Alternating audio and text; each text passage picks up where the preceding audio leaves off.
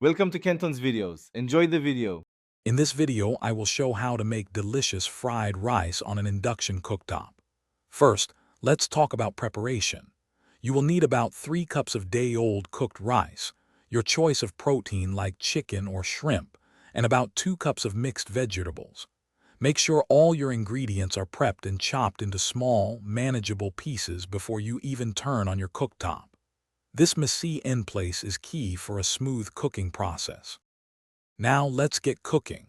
Place your wok or large skillet on your induction cooktop and set it to medium-high heat.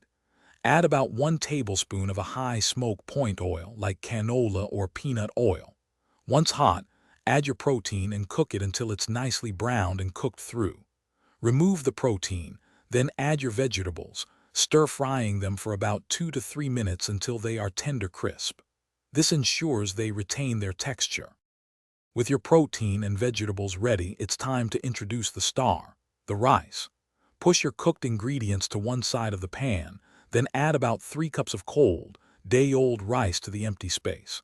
Use your spatula to break up any clumps, ensuring each grain can get properly heated. Now, drizzle in about 2 tablespoons of soy sauce and 1 teaspoon of fragrant sesame oil for that classic fried rice flavor. Mix everything well. Finally, let's bring it all together. Stir-fry all the ingredients in the pan for another 2 to 3 minutes, ensuring everything is thoroughly combined and heated through. You want to hear that satisfying sizzle.